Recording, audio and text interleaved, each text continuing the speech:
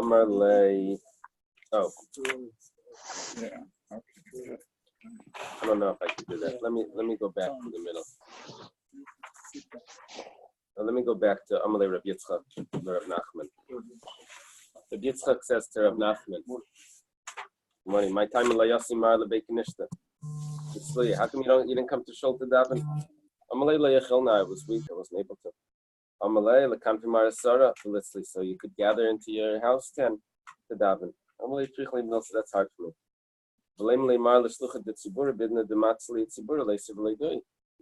Lamar, why don't you tell the chazan that he should let you know when davening is starting, and you'll, I guess, daven at the same time. Amalei Michael High. He says, why so much? Why do I have to do that? Amalei, he said, Rabbi Yochanan said, in the name of Rav Shimon ben Yochai, Ma'adiksiv, what's the meaning of the pasuk? Ani tfilasi l'chashem Bani, and that's for me. Everybody, please mute their phones. My prayer should be to you, Hashem, at a time of favor. And when is it time of favor? It's at the time that the congregation is davening. You have any halachas in there? Okay. Rabbi Yossi Bar Chanina says, we've been having until here a lot of Rabbi Yochanans in the name of Rav Shimon bar Yochai. We switch now to Rabbi Chanina's son, Rabbi Yossi, and Rabbi Chanina. I think they're both sons. Yeah, Rabbi Chama bar Chanina. I wonder if that's the same. No, Rabbi Yossi bar Chanina, they put Rabbi Yossi bar Chanina under Rabbi Yochanan. And I bet Rabbi bar Chanina is his brother. Let's see. No. They don't associate it on this chart with the earlier Rabbi Chanina. Okay, Rabbi Yossi bar Chanina Amar Mehacha. Rabbi Yossi bar Chanina says from here, Kayamar Hashem, so says Hashem, Be'esratzin in Nesicha. At a time of favor, I answer you. And we were saying, what's the time of favor? At the time that the congregation davens.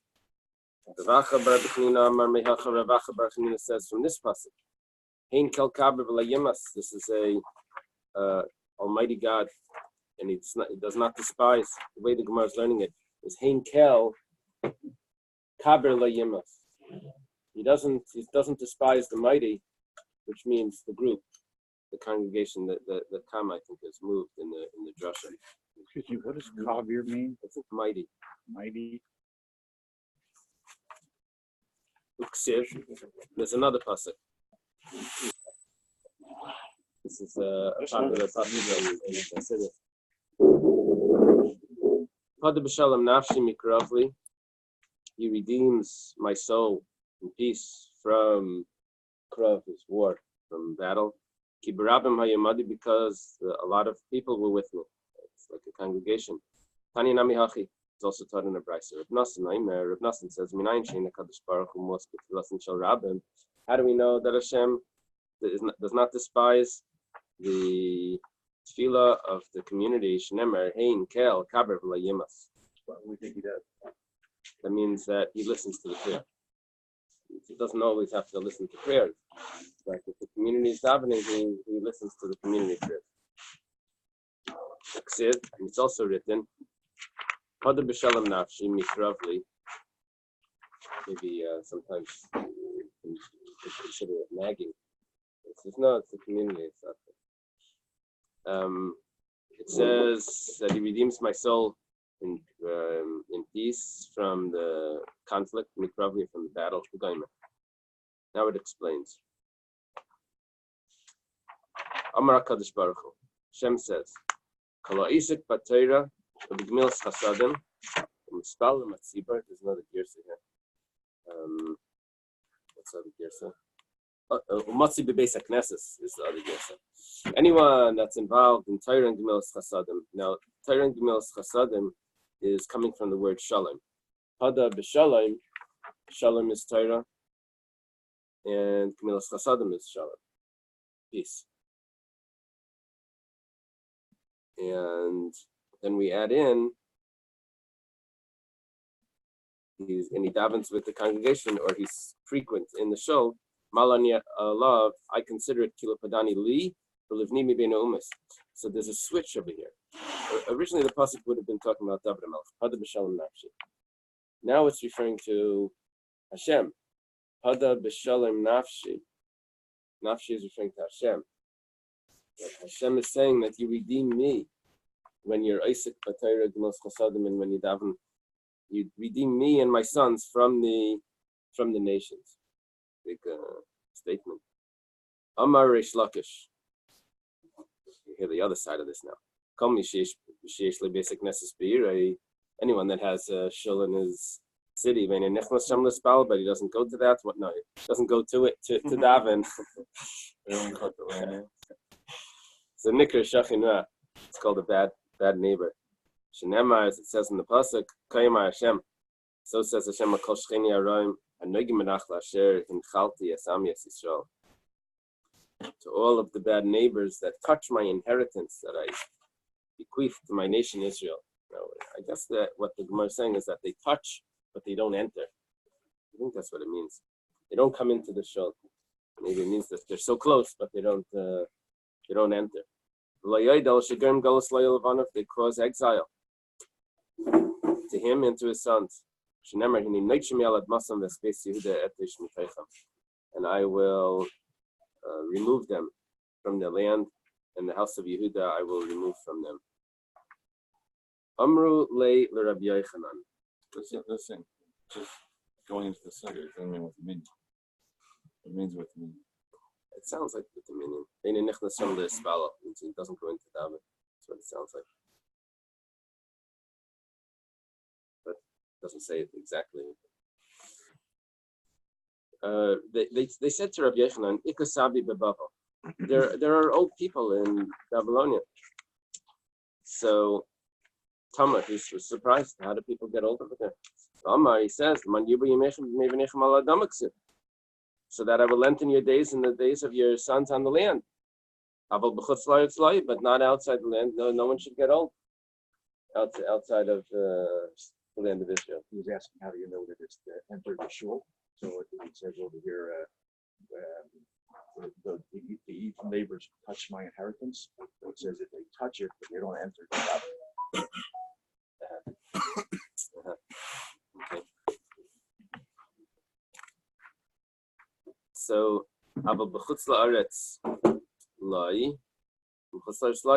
but they shouldn't be getting old outside the land of Israel. The Gemara then says that no, he figured it out how they get older. Even the Amrilay, they told them that they come early and they stay late in the shul. That's how they're reaching old age, the longevity. It's because they're coming early, and this is the secret. That's why you go to shul, see all the old guys there. There's another secret. It's a little schnapps they have after davening. That's not in there. Okay. Kedamar Rabbi Yeshua ben Levi, Lebaneh.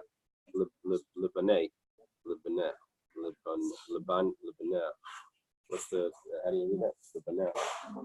Can't be Lebaneh. That's Aramaic to his sons. Like Rabbi Yeshua ben Levi said to his sons, Kadima b'chashichu, wake up early, stay late. Wake up early and go late and stay late. And enter into the shul. So that your life should be lengthened. So an interesting question. They said that this explanation, but the statement still stands that those who are lengthened the days is inherits as well. So that's still standing, even though it had this. So the Pshat was, Pshat, but the remez was that because all the shuls will go to the base of Mikdash in Eretz Yisrael when Mashiach comes, therefore a person who stays in shul, that shul is part of like Eretz Yisrael. Right. Very nice. I saw that somewhere actually. I'm not sure where I saw that, how that comes in. Very nice. What Reb David's saying is that they only live long in Eretz Yisrael. So how do they live long in Babel? Because they go to shul. So it means that the shul is like connected to Eretz Yisrael. say, what Nachman said when the clap, right? The air between the air of Eretz Yisrael. That's why you see the clap like this. You ever hear that? You ever see people, some chassidim, they clap like this, like in front of their face? Oh, I thought it's to clap the shinui on Shabbos. Oh, that's something else. Yeah. Okay. I'm saying you get the ear of Eretz Yisrael. You're coming early to shul. All the places will all gather together and they'll go to Eretz Yisrael. Yeah, that's what it says in other places. Okay. Amar Ravacha Rabbi Chanina. Another Ravacha Rabbi Chanina. Mikra. What's the meaning of the verse? Ashi Adam Shemeli. Praise is the one that hears me. Lishkaid al dal seisa yom yom. To lishkaid, to frequent my doors every day. Lishma mezuzah pisrei. To guard the mezuzahs of my house. Ksiv basrei. And it says afterwards, he might say, he finds me. Matzah Chaim has found life.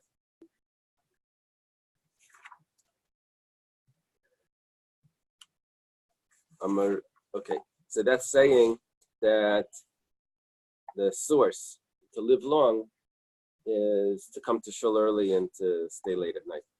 Amar Rav Chisda. Rav Chisda says, "Laila mikandasan b'shnei pesachim beis hakneses." A person should always enter two doors into the shul. What does it mean to enter into two doors? It means a measurement of two doors, and then you should daven. Now here you're going to have, in that book, you'll have a bunch of halachas of what the pshat is in this Gemara. Some say it means that, well, let's take Rashi first, that you should not sit down by the exit of the shul to daven, because that looks like you're on your way out. So rather, you should go in and sit. You should go in and sit properly. I'm here to stay. I'm not. And then another interpretation is that you should, when you come into shul, you shouldn't daven immediately. You should wait the amount of time that it would take to walk through two doors. That way, your thoughts are not still on the street. Why two doors specifically? I'm not sure. The other interpretation is that it has to do with how you build a shul. A lot of shuls, they would always build them that they would have a room that you would walk into where they would have sometimes siddurim and talis and whatever, and then you'd walk through the next door and you'd be in the main where the shul. minhag comes from, where people that don't go into shul where they have the talis and stone on, and then they go into shul. That may be something else. Something from a zayar to enter shul with tefillin. Oh, okay. That could be something Like they go else. into an anti-shit, they make up. Right.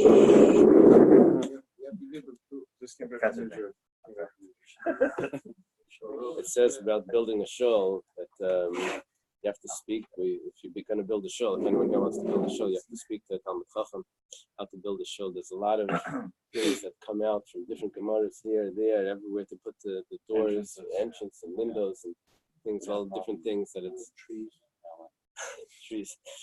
Okay, I'll say spell Kalfasit on this. It says why two doorways? Because it says the pasuk says guard my doorposts. Plural. Okay, good. Psachim, Pischei. This is Pischei. Okay, here it says we quote in the pasuk on this. On this. Every chassid should daven to you. To you, to a time of finding. A time of finding. Place mitzvah. Amar Reb Chanina. What does it mean? A time of finding? You should daven at a time of finding. Amar Reb Chanina. Reb Chanina says, "Leis mitzvah zuvisha." Time of finding means finding a wife. That's when you should daven. Shenemar, as it says, what does a wife have to do with finding? The pasuk says, "Matzah isha matzah tov." He finds a wife. He finds good. Now, the Gemara immediately comments on this. The Marava in Eretz Yisrael, Kinasavitza, in a shitza, when a man marries a woman, Amrile, they say to him, Hachi, they say the following: Matzah, I maitza. Find or found? Matzah, tiksiv, matzisha matzah type. Is it matzah? That means find. As it says, find a wife that has found good. Vayafik Ratzon Me'Hashem, and he obtains favor from God. Maitza found Tiksiv, as it says, I find more bitter than death, the woman, the gaiman, etc. So the question that they asked him was, which pasuk did you get? Did you get the matzah? Or did you get the maitza? There's a lot of interpretations that could improve marriages based on all the different theories that come out of this. But the most basic one is that the pasuk maitza ani marmi mavis esisha has the I in it. I found the I is the makes everything better. Oh boy. Oh wow. Okay. Reb Nosson Aimer. Reb Nosson says Leis mitzvah is Torah. Time of finding is Torah. Thank you. That add to the I. So the Torah is a time of finding. You have to daven by when it comes to learning Torah. Shenemar ki moitzi matzah chayim. They found me as found life, and that's referring to Torah. Reb Nachman bar Yitzchak leis mitzvah is misa. You have to daven at the time of death, or regarding the time of death. Shenemar lamavas teitzais. To death, it goes forth. Tani nami hachi. Okay, so what we just did here was different times when explaining the pasuk that chassid davens at the time of finding. What's the time of finding? Either marriage, Torah, or death. So it was also taught in the Brisa, Teisha Meis Shloisha Mine Misa Nivra Bailam. There's 903 types of illnesses. Doctor? Stop counting. Okay. Kind of deaths, right? 902 kind of deaths or illnesses. I'm sorry, deaths. I should have said that's Somebody correct. Charles Bronson. Death. Death. There's 900 types of death. That's my correct. Death wish 900. Nivra Bailam. Shenema, as it says, Lamavis Teitzais, to death goes forth. And Teitzais, the Gematria Hachi Hava. Teitzais is the Gematria of 903. Could add it up. It's 800 already just from the tufts. And then you have 90 and 12 and.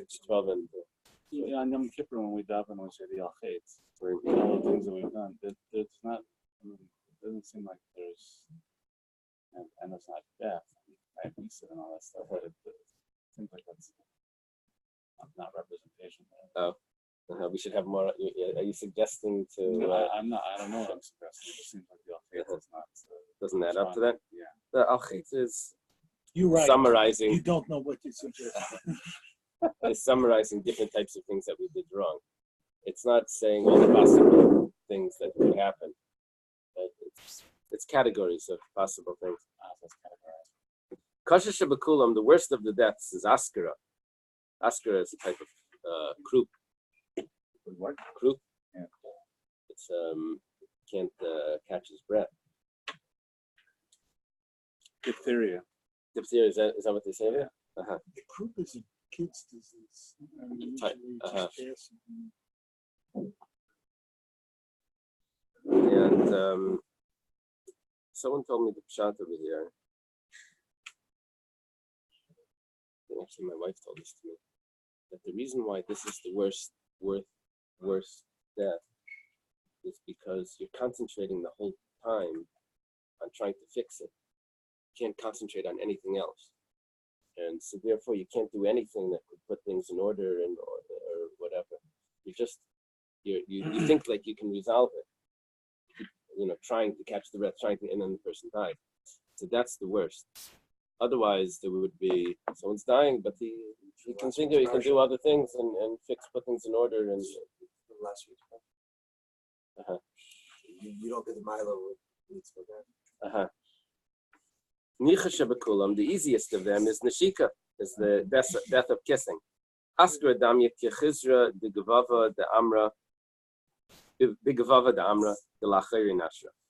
Askara is similar to a thorn in a ball of wool that's taken out from the back.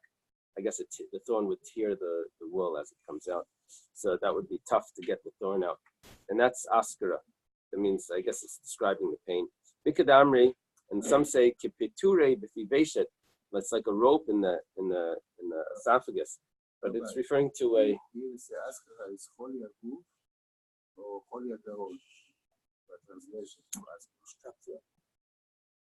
I'm joking. You might be right. Please. You might be right. Shabbateicha guf. You're right. Could we ask that maybe it could be carrots? Maybe, I don't know. Oscar, it says, You mentioned diphtheria. diphtheria is what the, Okay, it's like a rope in the hole of a boat probably. They would have to tie it up. It was hard to get the rope through the hole. They would have to push it through when tying it up. Over here it says the Veshet, but that's how Rashi I think interpreted it. Now, what's the other way? Nishika, the easiest step. That's damya kamishchal benisa b'chalva. That's like taking out a hair from milk. It means there's no pressure there. It just comes out. So no pain. Rabbi Yechanan says that the time of finding is burial. Rabbi Chanina says, what's the pasuk for this? Sounds funny that Rabbi Chanina should be explaining Rabbi Yechanan. We have, I have on the side Rabbi Chanan. Rabbi Chanina was a teacher of Rabbi Yechanan. Rabbi Chanan says, those that rejoice on me are glad, they will be gladdened because they found the grave. And that means, Amar Rabba Bar Rav Shila, Rabba Bar Rav Shila says, this is what people say. A person should ask for compassion. Till the last clod of dirt, shlama, they should ask for peace. That means that there's things that you have to pray for even after the burial, even until the end of the burial. Okay. Marzutra says the time of finding is using the bathroom. Amri b'Marava, they said in the West, Other Marzutra Adifim Mikula, that's the best shot. This of Marzutra. That's the most important thing, is to have a bathroom. He must have gone to Manhattan. That's right, before Starbucks. Right. Then it says that that's what they say. Starbucks didn't bring coffee to Manhattan. They brought bathrooms. But here it says that in Bavel they had a difficulty digging because there was water there, so they had to use the bathroom. They had to go out to the field. Right. So, okay. Amalei Rava l'Rafam Bar Papa. Rava says to Rafam Bar Papa. Did you see the last part? Did I say? Yeah, that's the best. That's the best general. Rava says to Rafam Bar Papa. Leimalan Mar Mahani Mili Malaisa Damrit Mishmei Rav Chisda. Let the master say some of those nice things that you say in the name of Rav Chisda. B'mili debei kanishta regarding a shul. Amalei Hachiyam Rav Chisda says, this is what Rav Chisda says. My Deksiv. What's the meaning of the pasuk? Oyev Hashem Shari Tzion. Hashem loves the gates of Zion. Mikol Mishkanis Yaakov. From all the dwelling places of Yaakov. What does it mean? Shari Tzion. Oyev Hashem. Hashem loves Sharim HaMitziyonim B'Halacha. Those gates that are distinguished in Halacha. Yeser Mibati Knesiyos and Bati Midrashos. More than the shuls and the base medrash. Something very unique about Halacha that Hashem loves. B'Inadam Reb Chia Barami Mishmei De'ula. And that's what Reb Chia Barami says in the name of Ula. From the day of the destruction, Hashem only has the 4 cubits of halacha. What exactly is the 4 cubits? I'm not sure.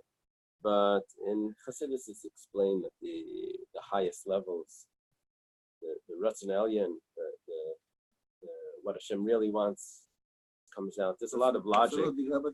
There's a lot of logic in learning Torah, but the ultimate is the.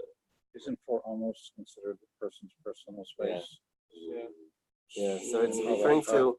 I guess it's referring to the person that's learning the halacha. The person that's learning halacha would have those 4 amas. There's a sefer. That's the name. Sharm Mitzianim Halacha. Yeah, it's a commentary on the Kitzur Shulchan Aruch. Very good sefer actually. V'amar Abaya.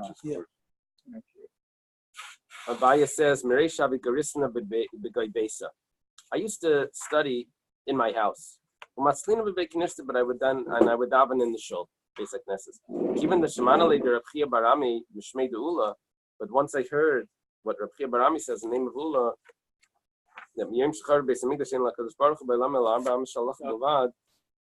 They only found those places that Hashem only has those 4 cubits after the destruction, 4 cubits of halacha. They only daven where I study. Isn't that interesting? Interesting. Look at the next thing. No, I would pray only once. I would daven. Pray. I'm Oh. sorry. I should say it in English. I should pray when I You study. know, I'm thinking you said the opposite. Rabami v'Rabasi. Afal the Havalu Tleisa Be'Knishta B'Tveria. Even though they had 13 shuls in Tveria, Lemasu Elabeni Amudi. They only davened between the pillars. Echadavigarsi, where they studied. That's the base medrash. So who went to the shul? Yeah. Everyone else. upper echelon? I thought the shul was upstairs. So the davening between the pillars, they're under what they Oh, you think so? I read that. So I didn't make that didn't come from mine. But I read that somewhere. That's an interesting shot. I I didn't look up the I didn't look up the commentary on this. That's what it says. No, the shul is. What do you have?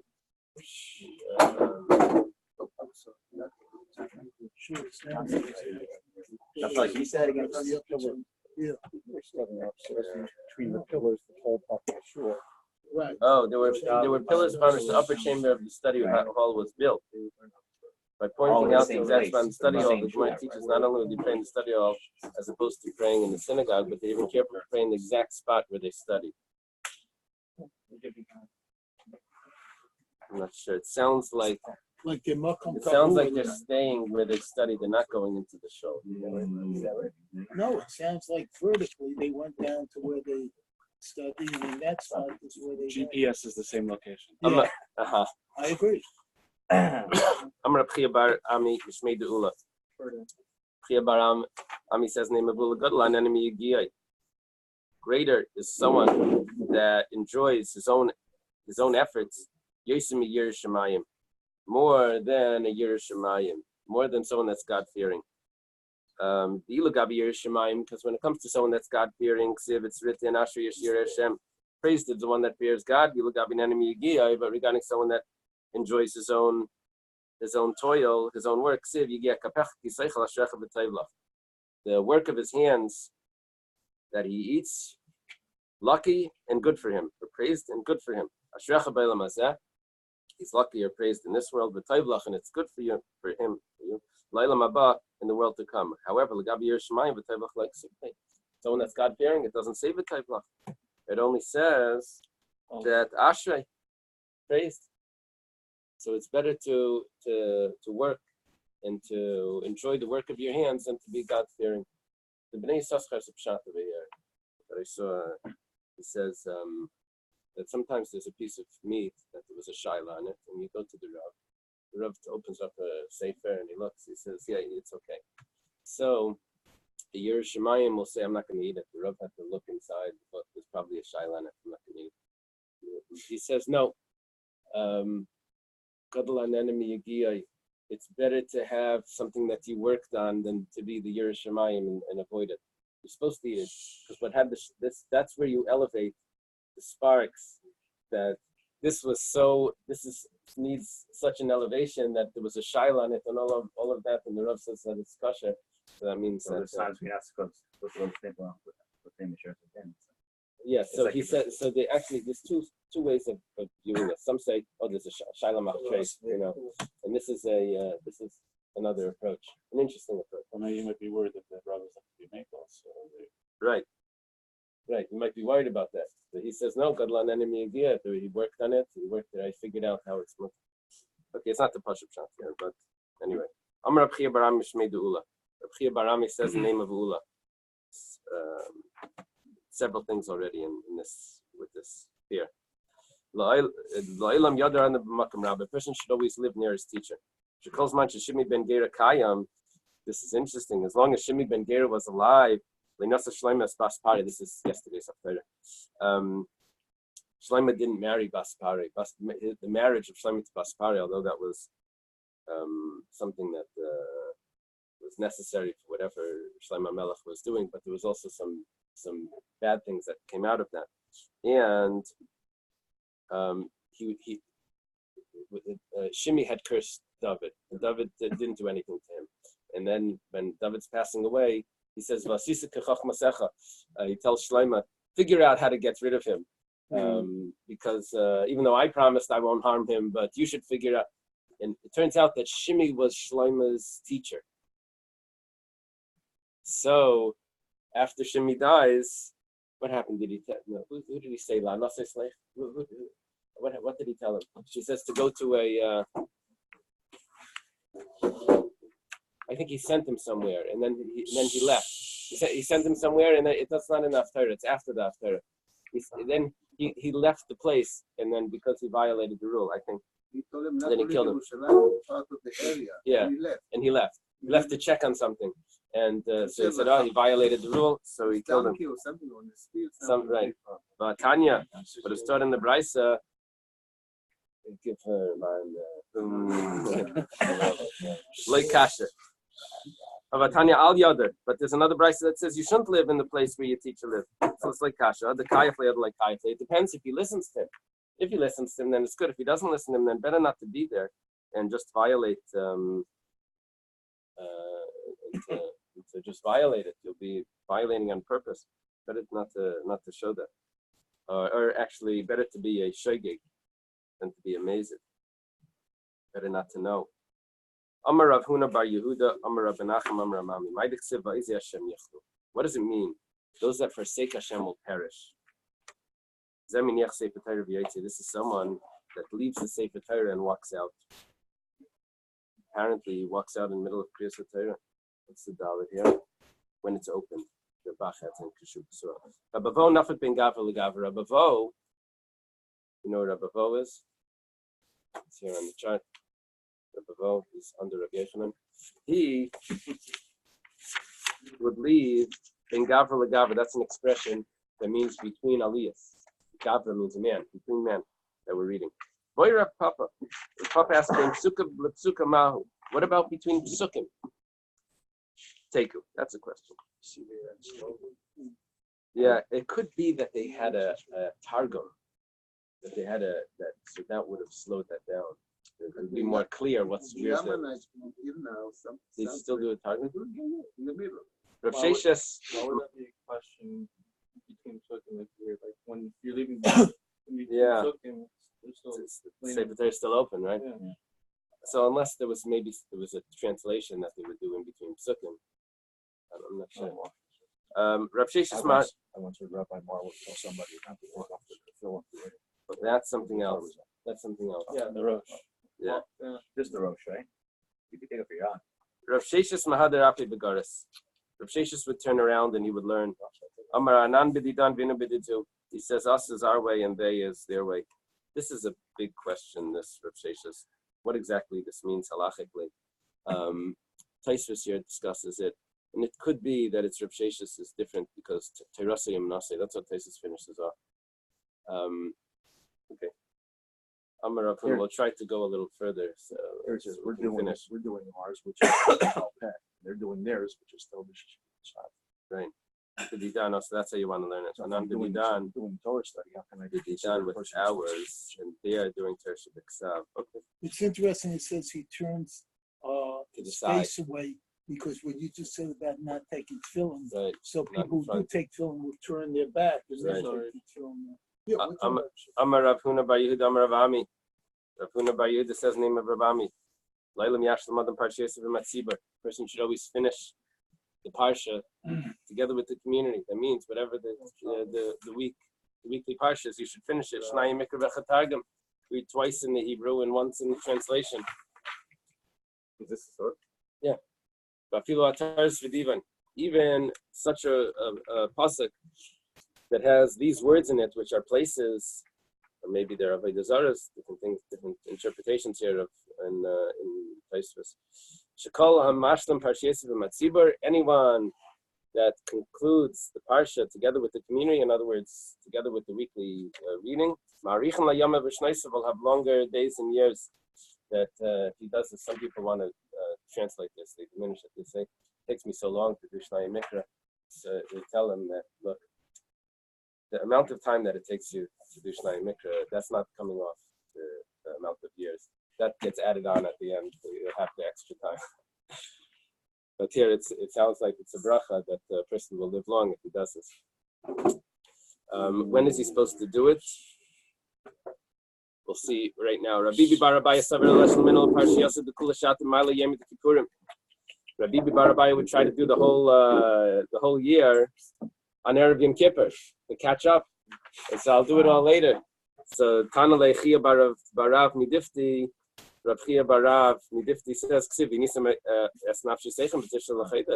you should afflict your soul on the 9th of the month.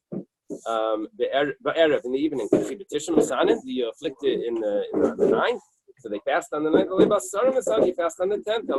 Rather, it's to tell you, anyone that eats and drinks on the 9th of the month, which we're talking about the day before Yom Kippur, you're not going to be able to spend the whole day finishing Shnai Mikra V'Chatargum on the Erev Yom Kippur. You have to be busy eating, so it's not going to work. So Savalaktaminu, I'm going to go back. I'll explain the drop, but just finish the story. Savalaktaminu, so he says maybe he'll do it ahead of time. He'll do it earlier. Amalei Husaba. So this old elderly person told him, possibly Eliyahu Navi, which we learned in other places. Tanina was taught, you should not do it early or do it late. Like Rabbi Shua ben Levi said to his sons, Rabbi Shua ben Levi says that you should complete the parsha with the community. Then he also says, and you should also be careful with the veins, possibly arteries, of Rabbi Yehuda. It's not like this what it's referring to. But the Tanan, we learned in Chulin, Rabbi Yehuda, when it comes to shechting a bird, Rabbi Yehuda says that you have to also shech the veins or arteries, whichever ones. You can't just cut the kana and the veshet, or just the majority of one of them. The Hizaru Bezakin. And you should be careful if there's a older person, meaning a scholar. Bezakin means a scholar that has forgotten his learning because of illness. Rashi adds in, or maybe because he wasn't able to review because he had to go to work. That's right. So you should be careful with him to give him the respect that he would have gotten if he would be a Torah scholar. Even though now he doesn't have it, he doesn't remember what he learned.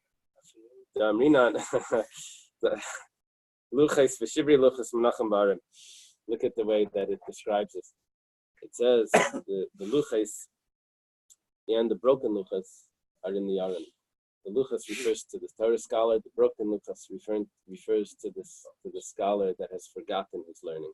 And both of them deserve the respect. Both of them are in the Aron. Okay, so we mentioned over here about doing Shnai Mikra V'Chatargum. We had Rav Bibi Barabaya. Bibi Barabaya is coming out very interesting in these things. He was the one that tried to see the demons, remember, and he got sick. Now he wants to do the whole Shnai Mikra on Erev Yom Kippur, and they tell him that's after he's sick. I said there's another pshat over here. On the side, if you look, they quote from the Aruch. He wasn't trying to do the whole year. What happened was there's months where they would get together to study. And this was the Yarchei Kala, the month of the Kala, which was probably during Elul. So the month of Elul, he was busy setting up this, the arrangements and the shiurim and all of that, the convention, the kinnis. Why not Erev Rosh Hashanah though? Why specifically Erev Yom Kippur? So it must have been like it just ended then. So he said, Erev Yom Kippur, I'll have more time. I'll finish it for that month. And other as well. To prepare for Pesach. Right, but it doesn't mention when he would do the. Maybe he was going to save up from other as well. It says of him, Bibi Bar Torah b'Chodesh Hakala. And he wasn't able to finish it during he was too busy. So this is a nice shot, and if you look at it, it's interesting. If you look at the words, the Parshiyasa, the Kula Shata, the Aruch has a different version of this Gemara. It doesn't say the Kula Shata. The Kala just takes out the Kala. It takes out the word Shata. Kala means the kinnis, the gathering. Okay.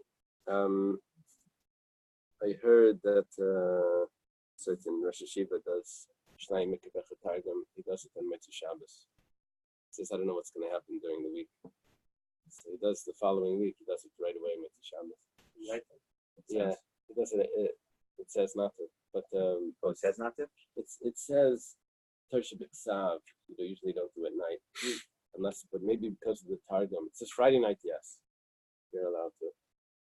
Anyway, okay, Sunday morning. So the minhag Chabad is to do it Friday afternoon. Amar lehu Rava Lebanya. Is that the way we read this before? Yeah. Rava says to his sons, Kashatim chaytim basar, when you're cutting meat, al tachtechu al gavayad, don't cut it on your hand. Don't cut it in your hand, I guess. It seems rather obvious, but Ikadamri mishum sakana. Some say because that's dangerous. Ikadamri mishum kilkul suda. Some say because the blood will be there. Lebnei. Yeah, in the Aramaic, using a hay in its head. Lebnei. I just didn't want it to be Lebnei.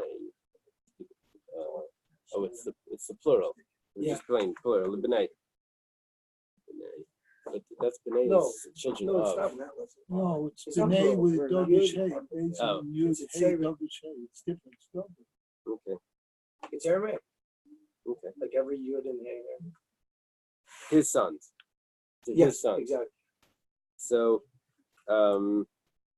some say because of Kilkul Suda. Someone will see blood on it, and on his hand, on the meat rather, and blood from his hand, and they'll be disgusted, but they won't want to eat.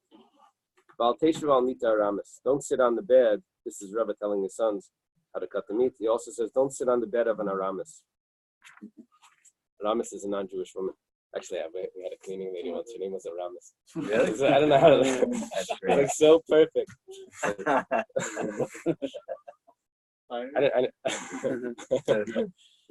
Okay.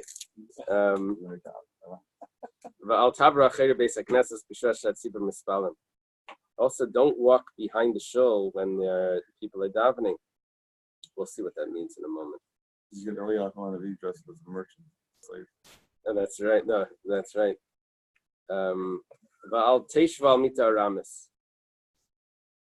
Okay. Don't sit on the bed of an Aramis. There's different interpretations here. It means don't go to bed. When it says don't sit on the bed of an Aramis, it means don't go to bed like an Aramis. It's a non-Jew without reciting Shema. Some say you shouldn't marry an Aramean woman that converted. Some say Aramis mamish. Some say it actually means don't sit on the Aramis's bed. Some say that because if you sit on her bed, that she might kill you. Oh, is that really? No, we'll you see in a see moment. the dead We'll see in a moment. We'll see in a moment what it means. Mishamaisi Rav Papa. Because of the story of Rav Papa, you're thinking about taking a haircut. And it says you shouldn't take a haircut by a non-Jew unless there's a mirror there. Because he's holding a knife in his hand. Oh, there you go, Jew. The Rav Papa Azil Lagabi Aramis. Rav Papa went to an Aramis. Etzil Leimita. She takes out a bed. Amar La shave. Says, sit on it. Amar La, he says to her, no. First lift it up. I'm not sitting on this until I see what's under it. I don't know, the cushion, the bed, whatever it is. The sheets. Tigbia Samita. They lift it up. Or she lifts it up. Matsasham Tinik Mace. Found the dead body there, the dead baby. From here they said, you don't sit on the bed of an Aramis. You don't know what they have planned over here. She was gonna accuse him of killing the baby. Remember in Baba Kama, there was a Papa Baraba that was very heavy. Remember in Baba Kama, Papa Baraba, it says it's very heavy. I don't know if that's right, Papa. But if that is, then it adds a little description here. It's a trick to get out of saying it. So he ends up in prison, right? Don't walk behind the shul. When the congregation is davening, this is proof to Rabbi Shua ben Levi. That said that you're not allowed to walk behind the shul when the congregation is davening. Abaya says, that's only if there's no other door. There's another door to it, and maybe he's walking behind it because he's going to the other door. He goes through the back entrance. If there's another door, that's not a problem. It's also not a problem if there's no shul on the other down the road. You don't have to go to every shul. I'm going to my shul. Also, if he's not carrying a load, this is an excuse. If he's carrying something, and he's not running, and he's not wearing tefillin. If he's either carrying a load, or he's running, or he's wearing tefillin, then there's no concern because the person walking by the shul, it's apparent that it's not just like disregard for the shul. He's either involved in something that's very important. He's running, he's carrying a load, or if he's wearing tefillin, we see that he's a yer shemayim. For whatever reason, he's not going in. Tanya, Rabbi Kiva b'shleishit dvarim oyev ani esam madiyim. Rabbi Kiva says that there's three things I love the people from Madai.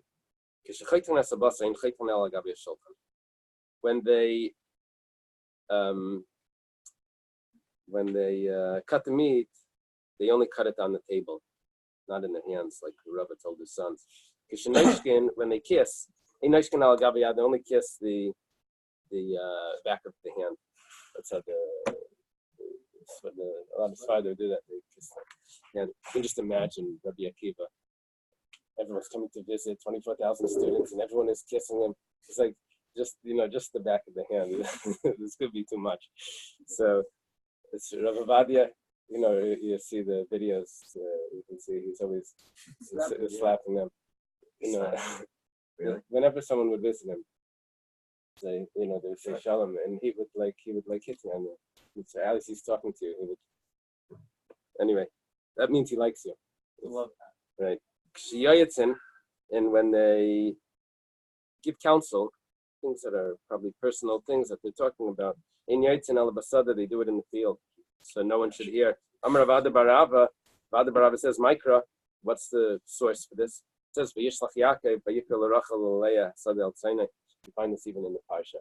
That Yaakov calls Rachel and Leah out to the field to discuss with them about leaving. Tanya was starting to Bryce, Amar Rabban Gamliel. Rabban Gamliel says, Rabban Gamliel says he loves, for three reasons. This is Reb Shimon ben Gamliel on the side. He loves the Persians. They're modest how they eat. Doesn't explain exactly what they do. They're modest when they go to the bathroom. And they're modest when they have relations. Ani CVC Limakudashai. Is that what the Gemara says? Not here. Modesty and the pride, you think they had that like we have now, where it was funneled away. Oh. No, it's a bit Oh, is that what it means that they had indoor plumbing? Well, they had a system where they did their business. They got funneled away to another place. So it's sort of like our modern bathroom. Because I think that Allah said you can simply break Torah.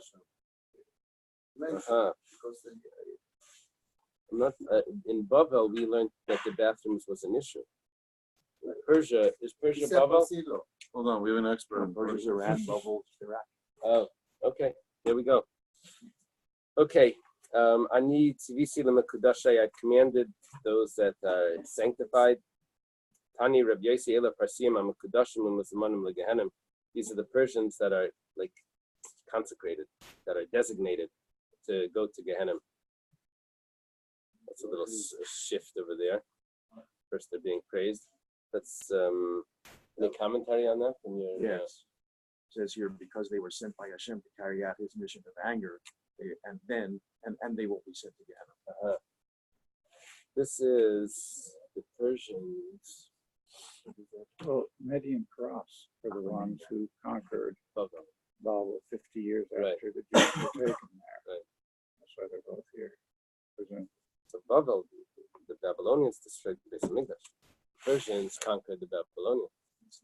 The question says, I called my mighty ones for my anger, even my proudly exalted ones. Okay, going back to halacha, the shift gears. Gamliel said, how long do you have to recite the Shema? You have until dawn. Amar Rabbi Yehuda Amar Shmuel. Rabbi Yehuda says in the name of Shmuel, halacha kram Gamliel. Rabbi Yehuda Amar Shmuel is the second generation in Babylonia. Rabbi Yehuda was a student of Rav and is a student of Shmuel. So Rabbi Yehuda says in the name of Shmuel that the halacha is like Rabbi Gamliel, that you have until the morning. Tanya was starting to brayso. Reb Shimon ben Yochai Aimer. Reb Shimon ben Yochai says, we're going to have soon, Reb Shimon ben Yochai says the name of Rabbi Akiva, but this is right now Reb Shimon ben Yochai himself. He says, it's possible a person can recite Kriya Shema twice in the night.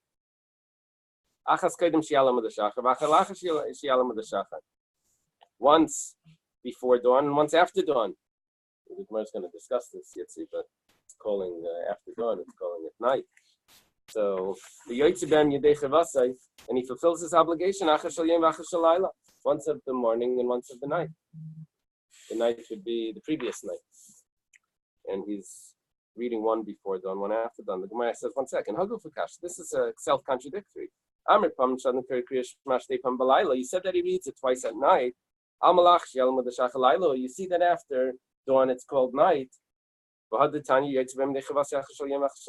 you say that he fulfills his obligation of reciting the Shema by day and at night, the previous night. Alma Yamamahu, obviously after dawn must be the day. This is like, it's not how it's working over here. La'ilam Lailahu, it's night, but you can still fulfill the obligation for reciting Shema because Shema doesn't have to do with day and night. Shema has to do with when you arise, when you wake up. This that is called that the Kriya Shema of the day, because people wake up then. Shema says you recite when you lay down and when you get up. People get up. So even though it's at night, but people get up. Amar Ravacha Bar Chanina, that's we had before. And Amar Rabbi Yeshua ben Levi, says the name of Rabbi Yeshua ben Levi. That would mean I'm not sure which Rabbi Chanina's son. Okay. Halacha Reb Shimon ben Yochai. Says the halacha is like Reb Shimon ben Yochai, that you can do this. You can recite Shema after Amud Shachar in your Yotze for the day. You don't have to wait for you won't have to wait for sunrise. Yotze for the day or Yotze from the previous night? What's the bigger chiddush here? Because the Rambam, I looked up ahead. You said look at. That you're going to see 1 second. So that you're going to see the next thing. Wait, here it sounds like that the Yotze, but that's the chiddush here, I think.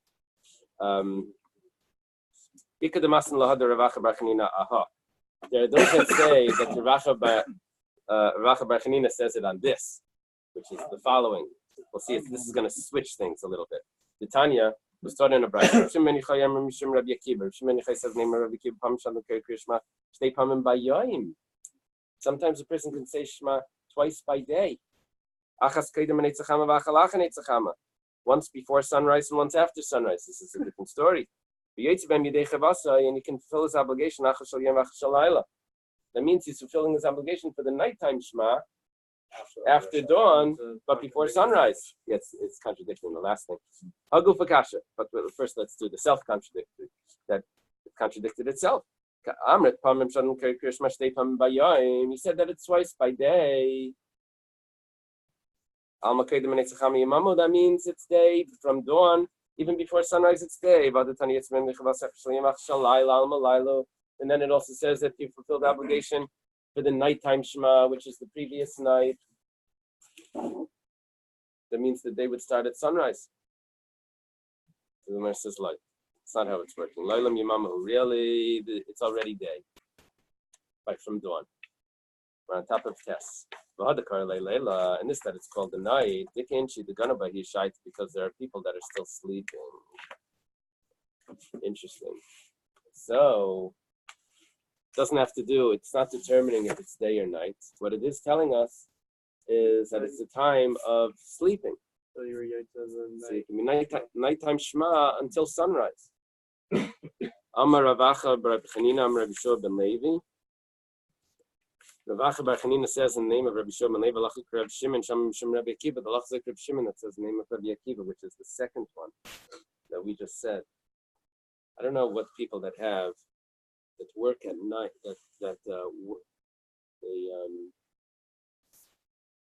they have to go to bed early. They have like a very early shift. Let's say like their work starts at like FedEx. If you work at FedEx or UPS, you have to start the day at 4 o'clock. It means you have to be up at 2, 3. Shower, get to work. You're there at 4. You're going to bed before nightfall. Yeah. Possibly you're going maybe even before Plaga Mincha, depending on what the season is. When are you going to recite the Shema? When are you going to daven? In the morning when you wake up, I guess. The Rambam says that this is when we're dealing with someone who's sick or drunk. Oh, wait, the Gemara is going to discuss that. The Gemara is going to discuss that. Oh, come on. However, there is one point here. It's like the computer. At the end of computer. No, not the computer. Recite the Shema once, and you should fulfill both obligations. So Taisus has a point here. Taisus says, we could have said something else. You see the top Taisus, he says you could have said that you recite it twice before Netzach Hama, not once before Netzach Hama, once after. You recite it twice before Netzach Hama, and you can fulfill both. So, but it's not suggesting that you recite it once and it should cover both. But it's the same time could cover both because it's considered the daytime, and it's also considered time when people are sleeping. And no double dipping. Right. Interesting. Amar Rabbi Zera. Is the Shema? Shema is a mitzvah saseshas man krama, correct? Mm-hmm. Because you're limited on the time to say it. The nighttime Shema, you have the whole night. The daytime Shema is limited, right? I'm just thinking if it's one mitzvah, it's 2 mitzvahs, or is it 1 mitzvah? Is it? I don't know how that works. Amar Rab Zera. Rab Zera said, if you are doing that and you're reciting Shema in the morning, don't say Hashkivenu, because Hashkivenu is a prayer that says I should go to sleep and Hashem should protect me when I'm sleeping. And really, this is the time of waking up almost. Kiyasa Rab Yitzchak Bar Yosef Amar Hadar Rab Acha Bar Chanina Amar Rabbi Shua ben Levi La B'Veir Shitmar. This statement that he said that there's 2 opinions here how to learn this. Rab Acha Bar Chanina Amar Shua ben Levi was said twice. Rashi learns that it's referring to that you can say the nighttime Shema. It's a personal Zman as opposed to a klal that's specific to day and night. Yeah, well, it's not personal. It's a hybrid. It's not personal like this is when I wake up. It's a community. It's a society's Zman as opposed to a scientific Zman. It's social. So okay. So subjective. There's 2 ways of learning. There's 2 ways of learning the Bilvachi La'yem Ashkivenu. If it's talking about the first brisa, the second brisa, it's a machlekes Rashi and Taisus. Yeah. Let's go further. This of Rabbi Shua ben Levi wasn't said clearly. It was said michlala. That means it was implied from something that happened. The Zuga de Rabbanon. There was this pair of rabbis, the Shtaka Beilula de Brei, Rabbi Shua ben Levi, that got drunk at a wedding of the son of Rabbi Shua ben Levi. Asalakami de Rabbi Shua ben Levi. They came in front of Rabbi Shua ben Levi. They must have woken up in the morning, and it was still after a hangover. They wake up early. They said we didn't say the Shema. Amar Kedayu Reb Shimon Lismach Lav B'Shas Adcha. Shimon is worthy that you can rely on him in such an instance. That means that you can recite the nighttime Shema even though it's already dawn but not sunrise. Ma'aser Shebo Banav is a story that Rabbi Gamliel's sons came and they said, we didn't recite the Shema. So he said, oh, you didn't recite the Shema, as long as it's not Alois Hamad Shachar, in the first Mishnah, you can still recite the Shema. So the question here is, the Gemara asks, but Hashtal Shmila Lahu Had Rabbi Gamliel, Rabbi Gamliel's sons didn't know what his opinion was about this. This is what's happening. Rabbanan, they were telling him like this. Rabbanan pligi ilavach. The rabbis argue on you. And the Allah is not like you, the Allah is like them. So therefore they hold that you only have until Chatzais. Maybe Rabbanan Kavasach, the rabbis really agree with you. In other words, the rabbis said, yeah, you can only recite Shema until midnight. Rabbi Gamliel says you can recite Shema until dawn. They said, when Rabbi Gamliel says that, well, right now he's explaining that everything that was said until midnight, you really have until dawn. Why did they say until midnight? Because to distance you from Aveira that you might miss. If you push it off, you might, if you postpone it, you might end up missing the time. So what the sons of Rabbi Gamliel don't know is that when the rabbi said until midnight, do they hold that Rabbi Eliezer says people go to bed in the first watch. So you have only until the first 4 hours of the night. Rabbi Gamliel, the Chachamim hold that people go to bed until midnight. And Rabbi Gamliel argues on them and says, the time for Shema is not the time for going to bed. The time for Shema is when you're in bed, when you're sleeping. That means that you have until morning. So the sons are asking, do they argue with you regarding the translation of the word b'shachbacha? Means when you're going to bed and you only have until midnight. Or did the rabbis agree with you that you have really until the morning and they're just distancing from Aveira to say only recited until midnight? So this is the question. Maybe the rabbis really hold like you as well, that you have until dawn. Why did they say until midnight? To distance people from sin. Say don't wait until dawn. So Rabbi Gamliel responded, the rabbis hold like me. And you have to recite the Shema. Why the rabbis say until midnight? But we did here, we resolved that definitely the sons knew Rabbi Gamliel's opinion. They just didn't know the rabbi's opinion. Were the rabbis arguing with Rabbi Gamliel or are they agreeing with Rabbi Gamliel? You go back to the first Mishnah when we learned this last week, Sunday, we said, Chamam say until Chatzais. Rabbi Gamliel says until dawn. We said, is that a machlokes or is he agreeing with them? Or do they agree to Rabbi Gamliel and Rabbi Gamliel is just explaining? It's like the mitzvah. Oh, what you mean at the wedding? No, if you're learning Torah, then you have to say Shema. Is that true? I'm not sure if that's true. I don't know. I don't think so because it's a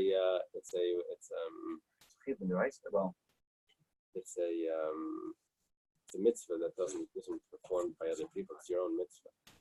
I don't know if that doesn't get pushed off. But now when we come to our Gemara, now we see at least the way Rabbi Gamliel is learning the Mishnah that he's in, that the rabbis agree with him, and Rabbi Gamliel is just explaining the rabbi's opinion. Not only this, Ella, but even everything that they've said, the mitzvahs until Chatzais, you really have until dawn. Rabbi Gamliel mikamar ad Chatzais, the Ktani v'leizu b'vad. Amru, I think you have to take out the word Amru. Did Rabbi Gamliel say that you have until Chatzais? That he's now saying not only this, that wasn't even what he was talking. He never mentioned Chatzais. This is what Rabbi Gamliel is saying his son. Afilu B'nai. Even according to the Rabbanan. Okay, B'nai, we got. No, I don't get it. It takes me a few times. No one gets it. Even according to the Rabbanan, the Kamriyat Chatzais, this is the point of Rabbi Gamliel, is that even according to the Rabbanan that say until Chatzos mitzvah you really have until dawn by the Kamriat Chatzos. And why did they say until midnight? To distance a person from sin. And there's examples are hekter chalavim, the burning of the fats that are meant to be burnt from the sacrifice, and you have until dawn to burn them. And anything that's eaten in one day, and you have the night as well, that's you have until dawn. Okay. Gemara says, it doesn't mention anything about the Karban Pesach, which you had that night until dawn. Maybe it means that he holds that you don't have the whole night to eat the Karban Pesach. For a mini, I'll ask a contradiction. Kriya Shema Arvis, v'halel, throws that in, v'leilei psachim, halal on Pesach, v'achilas Pesach, mitzvahs nad she'alam adashachi, you do have until dawn. Why doesn't Rabbi Gamliel use that as an example? It says Shinbal Seder. I think the Afikomen, right? Oh, we'll see that. That's this machlekes. That's this Gemara. Amar Rabbi Yosef. It's the Gemara here. It's the Gemara the last daf in Pesachim. Amar Rabbi Yosef says, "Like Kasha." It's not a question. How Rabbi Elazar ben Azariah, how Rabbi Akiva, machlekes, when the time to eat the Karban Pesach is. If it stops at midnight or if it stops at dawn. Our Mishnah doesn't mention it because it's following the opinion of Rabbi Elazar ben Azariah that you actually don't have until dawn to eat the Karban Pesach, and that's the first night of Pesach. We try to be strict like that. Next to that, what's the psak on that? Is there like a psak on it, or? In the end of Pesachim, it's discussed. We tried to finish before Chatzos, right? Based on this. But there's solutions. We learned According to the other. We learned Pesachim to that last piece. We discussed Sabni Nezer, this way of making a condition. Okay, the Tanya was starting a brisa. You will eat the meat of the Karban Pesach on this night. It says the word hazeh on this night.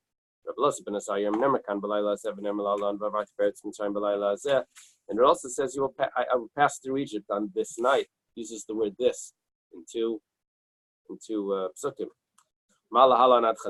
Just like when did God pass through Egypt at the plague of the firstborn, it was until midnight.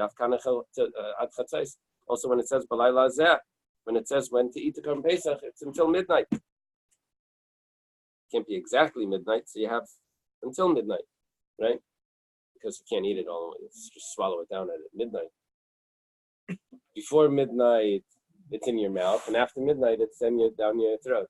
That can't be like that. That's what we said about the plague of the firstborn. So there has to be a time slot where you're going to have it. So we're suggesting that it's the time before midnight until midnight. Amar lei Rabbi Akiva. Rabbi Akiva responds to Rabbi Elazar ben Azariah. It says in haste. Ad shas chipazon. It says you should eat it in haste. And when did the Jewish people leave? They left in the morning. So you really have until the morning. That's when they left in haste. So why does it say at night? See, if you have the whole night, so it doesn't need to say that. Really, what's the question? But it's apparently it's extra, right? No, it doesn't have to say balayla hazeh if you really have the whole night. So it says maybe you could have eaten it, but the way you offer a sacrifice, you slaughter it in the afternoon, you begin eating it in the afternoon, and you have the whole night to eat it. I could have thought that you can eat the Karban Pesach even before nightfall. It has to say balayla. You don't have the day, the afternoon to eat it. You start eating it at night. The word hazeh, according to Rabbi Elazar ben Azariah, makes sense. What does Rabbi Kiva do with the hazeh? This, he doesn't have a gzeir shava.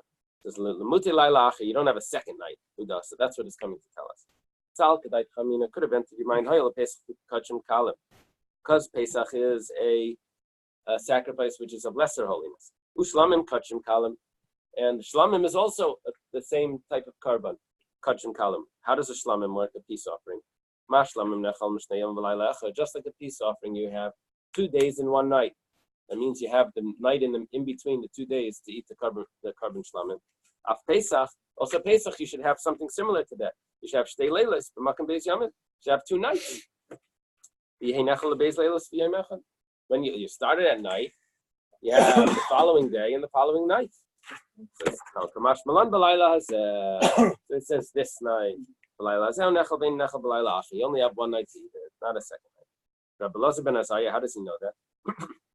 You only have 1 night. Maybe he hopes you only have until Chatzais. Maybe you would have the second night after Chatzais, the second night as well until Chatzais, where we do put it away for the day. You said Balayla Hazeh can only mean 1 night, right? No, Hazeh tells me that it's 1 night. But Why would Rabbi there be Elazar ben how many Azariah nights? is using the Hazeh to tell me that you only have until Chatzais. It's interesting that we could have thought that you're going to get a second night, even though he already has Hazeh, that it's only until Chatzais. It's interesting. He says, you can't leave it over until the morning. So of course they can't have a second night. Rabbi Akiva, what does Rabbi Akiva do? He just used Halayla, he just used Hazeh to tell me. But according to Rabbi Akiva, he can't leave it over till the morning anyway. So what does he need the Hazeh? Rabbi Akiva, Ime Hassam, if from that, Havamina my biker sheni. Could have thought you can't leave it over till the second night in the morning. I would have 2 nights, and what's left over in the morning after the second night is burnt. Rabbi Elazar, what is Rabbi Elazar? Rabbi Elazar ben Azariah, Amalach. He says, Kol biker is biker rishonu. When it says the morning, it means the morning. It doesn't mean a day later in the morning. See you in the morning. It doesn't mean next week in the morning. It means in the morning. That's what it means. So Rabbi Elazar ben Azariah says, it says, don't leave it over until the morning, means that morning. So I know that you don't have a second night. Now, and he says, Hazeh tells me that they only have until Chatzais from Hazeh. Hani Tanai, Kani Tanai. And these Tanaim hold like the following Tanaim. The Tanya, it was taught in the Brisa, Shamtis, Brachos Pesach Barev. We're going to have 3 times in this pasuk. Here, it's talking about in the base of Mikdash, you should slaughter the Pesach offering in the evening. Evening here would mean before sundown. Tuvaya Shemesh, when the sun sets. Moyed, at the time, Tzeitzchim Mitzrayim, when you left Egypt. Now, you have this afternoon, sundown, and the time they left Egypt. So there's 3 different times for 3 different things. Rabbi Eliezer, this is not Rabbi Elazar ben Azariah, this is Rabbi Eliezer, the student of Rabbi Yechon ben Zakkai. He's going to argue with Rabbi Yeshua. Rabbi Eliezer ben Horkinus. Rabbi Eliezer, I remember Erev Ataziveyach, slaughter it in the afternoon. When the sun sets, you begin eating. And you burn it in the morning when you left Egypt. Those are the 3 times. Rabbi Yeshua says, in the afternoon you slaughter it. Yes, Rabbi Eliezer, you're correct. Slaughter in the afternoon. Yes, you're correct. You start eating it when the sun sets. And how long can you eat it? Until the time you left Egypt. They didn't leave at midnight. They left in the morning. They were commanded. They left in the morning. They left in the morning. Not in the middle of the day, they left in the morning. That's a mayim, it's the morning. Amar Rababa. Rababa says, Hakal Maidim, everyone agrees, Kishanigli, Somim Tzayli Nigla Be'erev. They were actually redeemed in the evening. Hashem took you out at night. That means by nightfall they were free. But to actually leave, they only left by day. The day following the sacrifice of the Pesach, the Jewish people left with the outstretched hand, the raised hand. What's the machlekes? Al shas chipazon, the time of haste. Rabbi Elazar ben Azariah savar my chipazon. He holds. What does it mean haste? Because the Mitzrayim. That's the haste of the Egyptians. The Egyptians said, "Get out of here." Here it says the Mitzrayim or Mitzrayim. Mitzrayim. Here it says Mitzrayim. But wouldn't it have 2 yuds if it was Mitzrayim? Oh, of Mitzrayim, referring to not the land but the people. Of Mitzrayim, people of Mitzrayim. Here it says B'yad Roma, they went out with the high hand. And the rest of the pasuk says before the eyes of Mitzrayim. Right, in front of it. Right. Right. So it's the haste of the Egyptians, which is the Egyptians said, "Get out of here." The plague of the firstborn. Rabbi Kiva said, "My chipasin the Israel." Rabbi Kiva holds no chipasin of the Jewish people. When the Jewish people left, they left in haste. They didn't let the dough rise. Tanya Namihachi was also taught in a brayso, "Tziyach Hashem lekechem miMitzrayim laila." Hashem, your God, took you out of Egypt at night. Chibalayla yatsu. Did they leave at night? Halayla yatsu alabayim. They left by day. The day following the sacrifice of the Pesach. Yatsu b'nei Yisrael bi'adrama, with a hand, raised hand, the Jewish people left.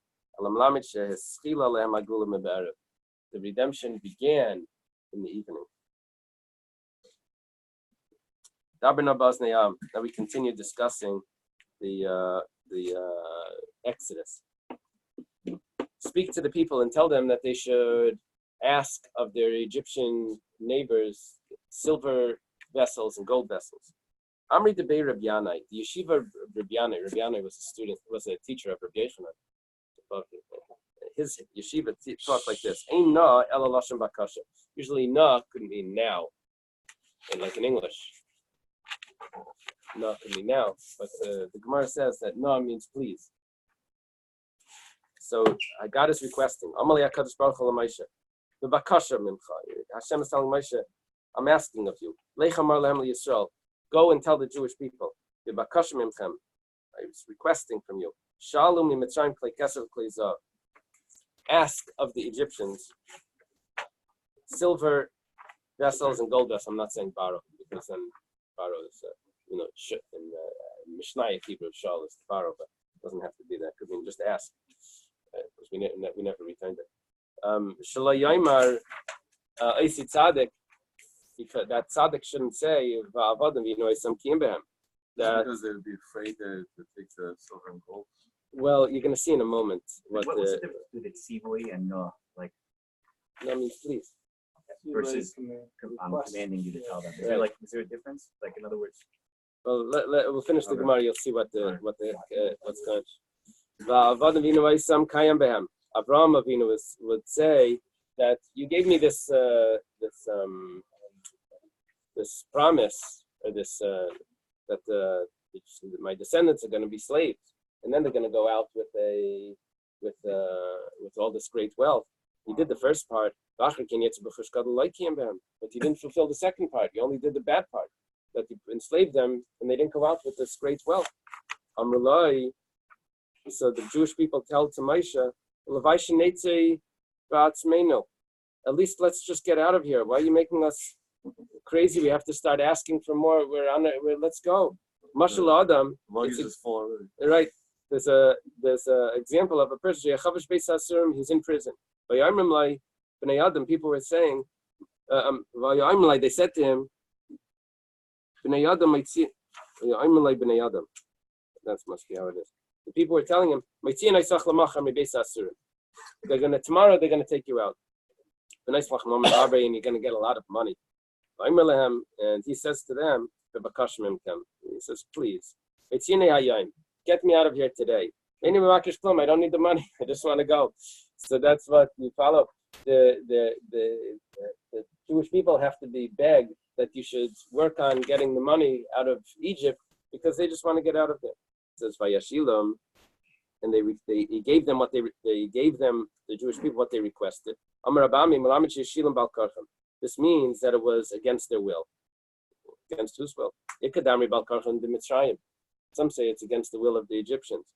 And some say it's against the will of the Jewish people. How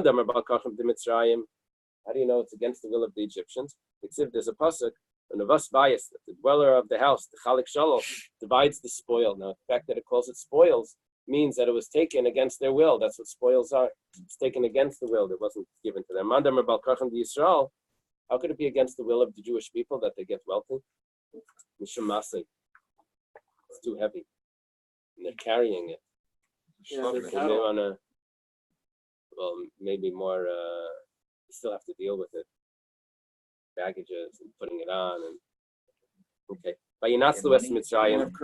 And they empty. $40 extra. Let me get to the Mishnah. Vayinatzlu es Mitzrayim. They emptied out Egypt. It's like a trap that doesn't have grain in it. So what happened is usually the bird, they would put like some sort of net, and under the net they would put some grain, and then the bird would come to eat the grain, and then they would catch the bird in the net because it would land to try to eat it. So, but if you empty it, if there's no grain under it, so no birds are going to come. So Egypt, bread basket, was there was nothing left. There was nothing left in the trap. Rish Lakish says that this Vayinatzlu, that they emptied it out in a way that it's like the depths of the sea that have no fish. The fish only hang out on the top. Now we see this, all types of other creatures down there, but it's not as common, and it could be that what the edible things is only on the top. So it's like the depth that has no fish left. That's Egypt. Ekia asher ekia, I will be who I will be. Amalei HaKadosh Baruch Hu Moshe, Hashem says to Moshe, Lech Amar Le'am Yisrael, Ani Yahisi Imachem B'Shibud Zeh. He says to Moshe, he said, go tell the Jewish people, I, God, was with you in this exile, Ani Imachem B'Shibud Malchus, and I'll be with you in the future exile. Amalei Fanov. He says, Rabbeinu Shalom, Master of the world, Dayel Tzara B'Shaita. It's enough one problem at a time. What are you telling me about the Amalei HaKadosh Baruch Hu? Hashem says, Lech Amar Lehem, Ekia Shalachani Aleichem. Says, I didn't mean that you should say that to them. Say to them, it is, I will be, Ekia, I sent me to you. Aneni Hashem Aneni, answer me, Hashem, answer me. This is Eliyahu Hanavi. Amar Rabavo. I'm not sure why this is being repeated here. It must be because it's the same person that's saying it. I'm not sure. Lama Amar Eliyahu Aneni Beis Pamim. Why did we had this Gemara before a few days ago? Why does Eliyahu say twice? Answer me. Eliyahu says, Master of the world, Aneni Sheter Deis Min Hashemayim. Answer me that the fire should come from heaven, v'teichal kol asher al mizbeach, and should eat everything that's on the altar. This is what the prophets of Baal. Remember, Aneni, and answer me that they should take their mind away. Notice they shouldn't take it out of their heart, the idea that they could say that it's witchcraft. And you turn their heart back. This is that they turn their heart back to serve Hashem. Woo! Gorgeous. Awesome. Excellent. Soon enough for the behavior where it says going the opposite direction of the. Have a good day.